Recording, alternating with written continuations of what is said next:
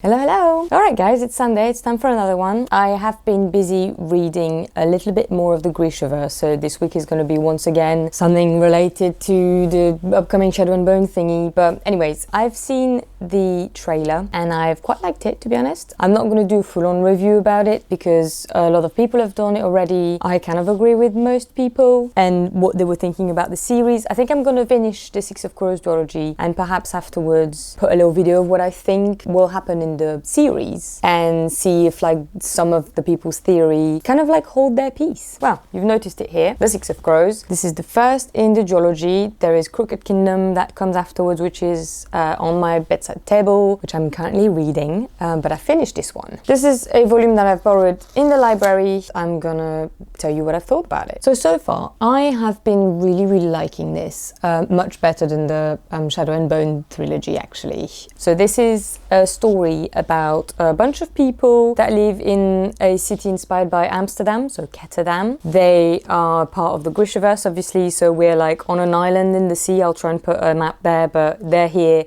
and the Shadow and Bones trilogy takes place there. So we follow this little merry group of people that need to basically break into this massive high security palace thing. There's a prison, but there's also like a bit of a palace and a bit of like a training ground in another country, and they need to like free someone. So this bunch of people include Casbreaker, which is kind of like undercover main character. I know that this book is meant to be more of a like group of people that we follow, but it is clear that the author has put more emphasis on Kaz. I think she really likes him. I think it's fair enough. I still feel like I know and care about the rest of the troop and still have this like cool ass man character, so I didn't really bother me personally. And then we've got Inej, Nina, Matthias, Jesper and Wylan, so they're like 6. This book is kind of like, it's a bit of a strange way to do things, but basically Leigh Bardugo gave us like 6 parts where she is like cutting them in like mini chapters where she'll emphasize on like the perspective on one of the characters, which is actually quite a nice thing to do. I really enjoyed this book. Some people say the first read can be quite slow paced at first and then it picks up. I kind of got hooked from the start, to be honest. I think the ambiance of this wretched city, very corrupted, it's very much about the trade. It's about selling things. It's very like mercantile. They are like the corrupt side of the city, so they do like stealing of like,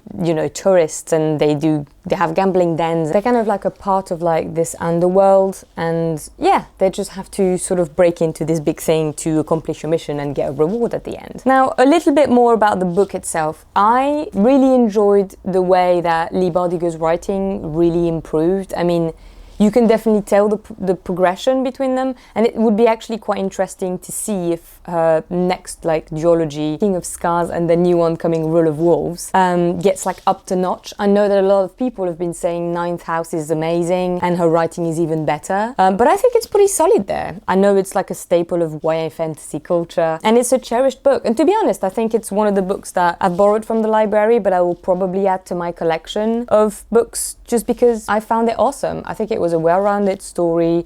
I think all the characters had the right amount of backstory without it feeling forced. I know there is quite a lot of flashbacks, but it's the way it's woven into the story. I thought it was pretty smooth. It didn't feel forced. It just felt interesting. I was like kind of on the edge of my seat for a lot of the time. The heist felt good. I know some people have been complaining about the romance, which is strange because like the hardcore adult fantasy fans out there who stumbled upon this will tell you, ugh, romance, ugh, we don't want any. That's like 40% of this book, which I don't necessarily agree. I think it's more 80% everything and 20% romance. It's more kind of hinted.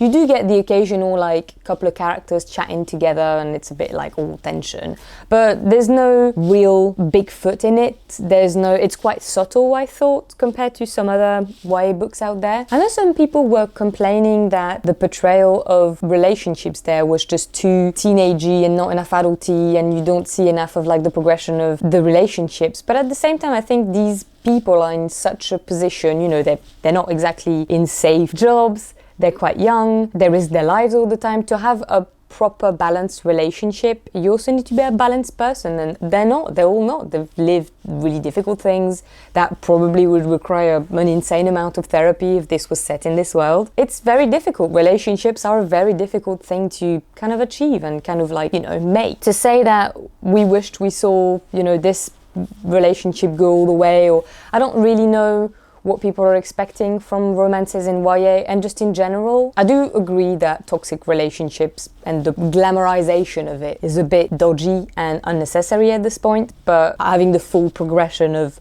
the romance is not necessarily the most interesting thing. So also I noted that some people were kind of like confused on their age and why they were so young. So this being YA, obviously a lot of a younger chunk of the readers will be kind of like in and around those ages, or sometimes just before, so it's nice to read about, what you'll become in a few years.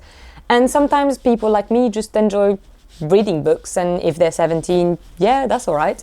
It didn't really shock me. I kind of like related to it, forgetting their age. And I know the other argument of this was, how come they act so mature even though they're so young?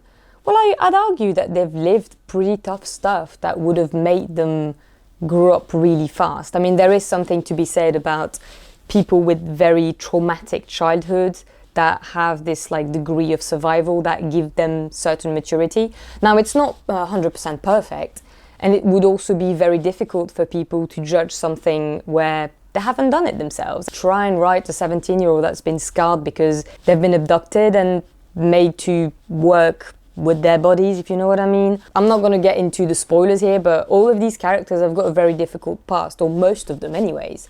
So I can understand the maturity, and also on the other side of the coin, I can understand how relationships can be something difficult. So we're not going to see a fully fledged relationship, them not being able to be 100% comfortable with their feelings is also a result of their young age and their trauma. I think it was pretty straightforward. So I think that's it for the kind of like mini rant on people's kind of opinion online, because I was thinking all of those arguments are kind of like a bit unnecessary. It was a great book. The heist was great. I thought the writing was awesome. The dialogues are definitely much better than the Shadow and Bone trilogy. I cared about every single one of them. I know the progression was slow, so at first obviously you care about Kaz, or you at least focus your attention on him because he's got a big presence. But very quickly you kind of like get a bit more backstory on Inej, and then on Ina, and then on Matthias, and on Jesper, and then a bit later on Wylan.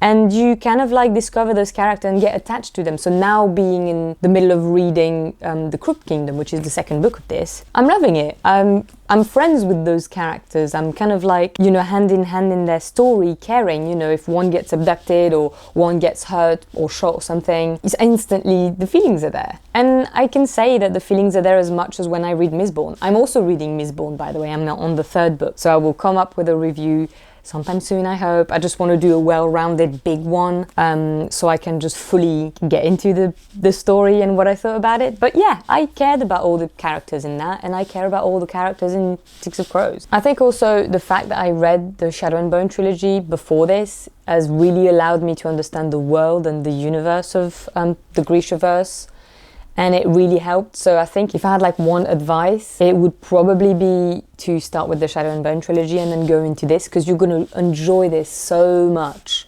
after knowing how things work. So yeah, I found this book great. I can see definitely how this would have like landed on the ear of the development team at Netflix, because it's definitely a story that would grip a lot of people. Not only the fans already existing, and God knows how there's a lot of people, but new fans as well that don't necessarily read but would be like amazed to watch it in a TV setting. Definitely reading this, I would have probably recommended it to my bosses. Shadow and Bone trilogy, probably not as much, but the choice of doing them together is actually quite a good idea. Now, another thing that I really enjoyed with this was how it was quite diverse, but it made kind of sense where the people came from and what they were doing. I really liked that everyone had issues, and like, this book kind of tackled on a bit of mental illness, a bit of PTSD, a bit of trauma. It tackled on also physical disability, addiction, racism. It touched on very many subjects, but it didn't feel so much like finger pointed. It was very kind of like smooth and woven into the story. And I think it's tremendously important, especially in YA, because let's be real, the audience for YA is huge. I don't know if it's bigger than the adult fantasy, but it's definitely like incredibly big. There's a lot of young people reading this, also a lot of adults, and having that kind of representation really does matter. So this wasn't a very big one, but I was really keen on kind of like updating you guys on where we were, because this is still a buddy read. And I will definitely update with the Crooked Kingdom when I finish reading it, or when we finish reading it, and then probably a bit of like a step back and like, how is this gonna work as an adaptation? Thank you very much for watching this one, and then I'll see you next Sunday. Bye!